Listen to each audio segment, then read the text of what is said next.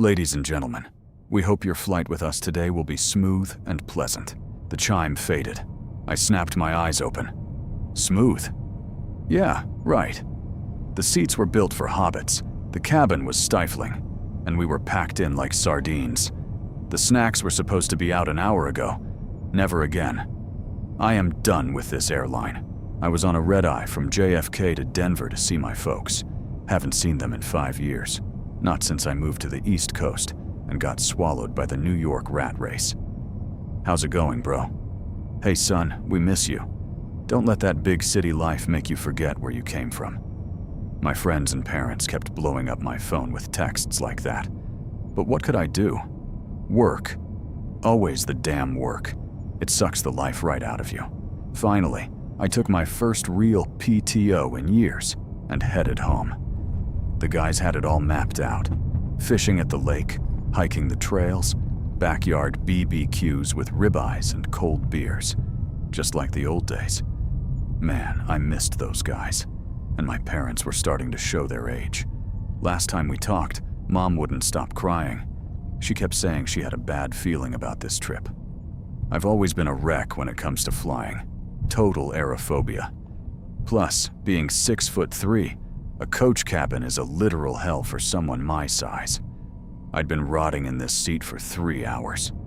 My luck with the booking was just as bad. I checked in early for a window, but the system glitched. They handed me a boarding pass for 34E. I immediately pictured myself wedged between 2 strangers for 4 hours.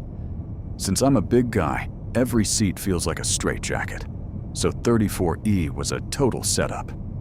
I tried to pull Karen at the gate, but the agent just shrugged. So I spent the last 3 hours in the very back, listening to the vacuum flush of the lavatory and catching occasional whiffs of things I'd rather not describe. To my left, a mom was struggling with a toddler who screamed like he was being possessed while kicking my shin. To my right, a guy was snoring like a chainsaw. The only upside was the snoring occasionally muffled the kid. But eventually, the noise just fused into one massive, throbbing migraine. Suddenly, mid-tantrum, the kid went dead silent. He stared right into my soul. For a second, I thought he was about to drop some wisdom, but then he just shoved a finger up his nose, dug around, and wiped the prize on the sleeve of my Brooks Brothers blazer. That was it. I lost it. I stood up, jarring the snoring guy awake without a word, and shoved past. Near the galley, I ripped the curtain back and stepped into the flight attendant's station. One of them was sitting there, frantically twisting her silk scarf. Her movements were twitchy, manic. Her breathing was ragged, making this wet, clicking sound in her chest. Was she sick? Just what I needed, to catch some bug midair. I gave a dry cough. Excuse me? How much longer until we start our descent? And why hasn't the cart come around yet? Nothing. She just sat there, staring at me with a frozen plastic smile. Do you have some Advil or something? My head is splitting. Same smile. Glassy eyes, zero response. Ma'am? Are you okay? Can you even hear me? Is there another lead on this flight? She just kept staring like a department store mannequin. Weird. Was she part of some inclusive hiring program? I gave up and went to find someone else. Someone had to explain this BS. I headed toward first class. The moment I stepped out, the floor dropped. The plane began to shake violently. But the fastened seatbelt sign stayed dark. No announcement. Just light turbulence, I lied to myself. But my body wasn't buying the lie. I broke out in a cold sweat. My hands were shaking. The headache was pulsing like a strobe light. I needed to find someone. Anyone. Why are we bouncing? Where is the crew? Why haven't we even gotten a soda? This wasn't just a budget airline being cheap anymore. Something was wrong. Are we going down? Did we lose an engine? I've seen enough air crash investigation to know the signs. My mind went to the dark places, crashing into the Rockies. Fire. The smell of burning jet fuel and scorched skin. No yellow mask was going to save us from a mountain. I pushed forward, fighting the turbulence. In row 32, a woman held a teenager on her lap. The kid had to be 14. He was perfectly still, skin the color of wet cement. The mother was rocking him like an infant, humming a lullaby while tears soaked her collar. Was he terminal? I told myself I'd check on them later. In row 20, a guy in a military dress uniform sat like a statue, hands on knees, shoulders back. As I passed, the plane took a hard dip and I stumbled. He turned his head and I nearly choked. The left side of his face was a sagging, melted mess, like a wax figure left in the sun. But the right side was crisp and clean. He looked at me with that one functional eye and said nothing. I moved fast. My head felt like someone was using an ice pick on it. I was nauseous. During another jolt, I almost went down. I saw an empty seat and crashed into it. "Make yourself at home," the woman next to me said. "It's my husband's seat, but he stepped out. Pretty sure he's not coming back." Wicked sense of humor. "Funny," I gasped. "Just staying until the air clears up." "Oh, honey, I love the company. Honestly, I've been starving for some real talk. What's your name? What do you do for a living?" "I'm Paul, corporate lawyer." "Why starving? We've only been in the air a few hours." She let out a sharp laugh. "Lawyer, smart guy. I was a trauma surgeon before all this." Then her face went hollow. "But I'm here now. Can't fix anyone anymore." She gestured to the cabin. "Why not? Actually, I could use a hand. Got any aspirin?" She laughed again, patting my arm. "You're a riot. I like that in a man. Stop by again. I'm Anna, by the way." I gave a weak nod and kept moving. Total nutcase. I kept going and saw something that stopped me cold in row 15. A girl, maybe middle school age, had blood gushing from her nose. She was just smiling, looking at the seat back in front of her. "Hey, you're bleeding," I said, reaching for a napkin. "Are you okay? Do you need a medic?" She turned, and it wasn't just her nose. Blood was leaking from her ears, too, staining her jeans. "It's just the cabin pressure," she said, grinning.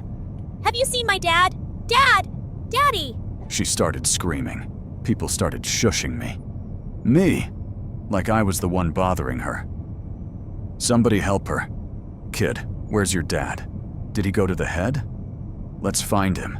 But she lost it.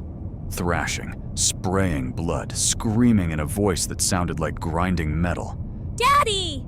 "Why are you people just sitting there? She's bleeding out." A woman in the next row hissed at me to keep it down. "Screw this," I whispered. "Hang on, kid. I'm getting the captain. I'll find him." I sprinted toward the front. Why was everyone so cold? Like this was a daily commute to hell. My own head was vibrating.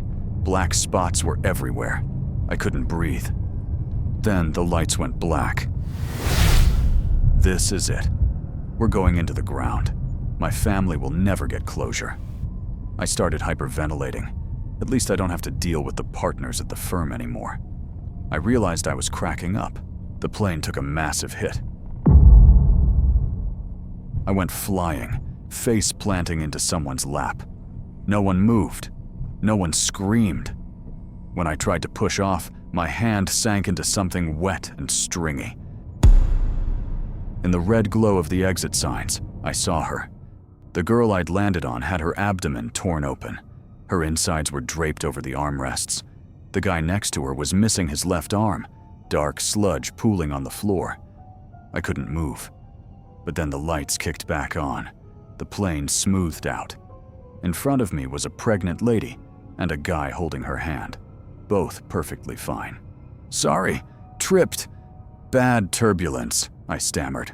The woman looked right through me. I kept walking, my brain misfiring. Hallucinations. It had to be the migraine. "Hey, sweetie, help an old lady out. My hands aren't what they used to be." I turned. An old woman in a tattered cardigan and a headscarf sat there. She looked like she belonged in a 1950s farmhouse, not a Boeing. White things were scattered all over the carpet. I got it, ma'am. Stay put. The shaking was brutal. No wonder you dropped your pills. I reached down. They weren't pills. They were teeth. Human teeth, roots and all. Don't you worry, honey. One more, one less. I've seen worse. She croaked. She leaned in. Her mouth was a dark, toothless pit. She smelled like wet earth and formaldehyde. I scrambled away on my hands and knees. This isn't a flight, it's a nightmare. I have to get to the cockpit. Now, I checked my watch. We were an hour past our ETA for Denver, but we weren't descending. We were just hanging there in the sky. Was the airport fogged in? Did the pilot pass out? Are we just burning fuel until we drop into the mountains? I ripped through the first-class curtain. The guy in 1A had his throat slit from ear to ear. Blood was everywhere, but he was just swiping on his phone. The blonde next to him had a piece of rebar through her chest, but she was busy reapplying her lipstick in a compact. It's a prank, a sick prank, I lied to myself. Then I saw the kids, 3 boys and a girl. No hair. Their skin was charred black, peeling off in strips.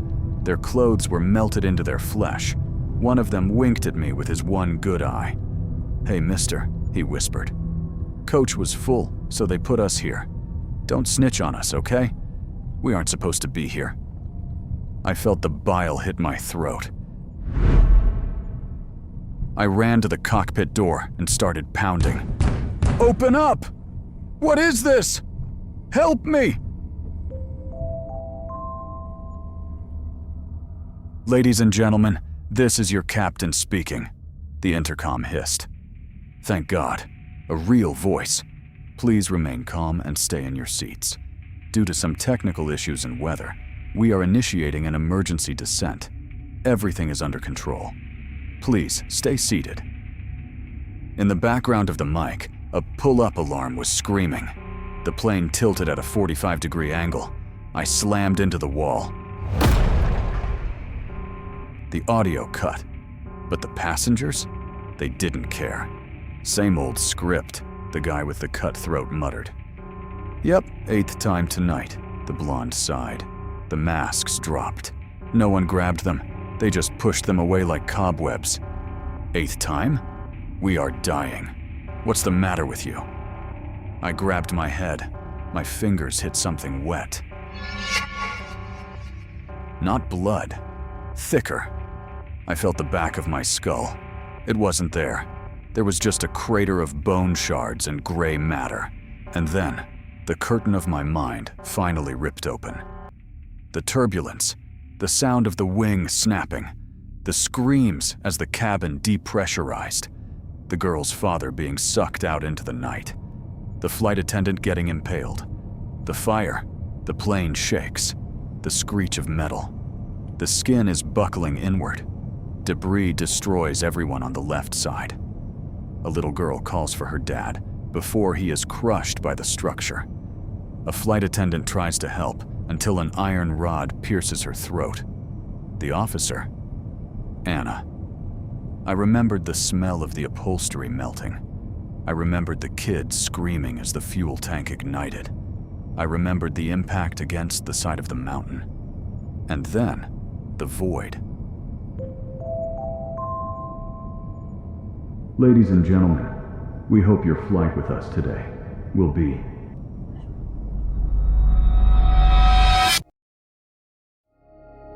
Every quiet room feels different tonight. Something shifting just behind sight. Words ain't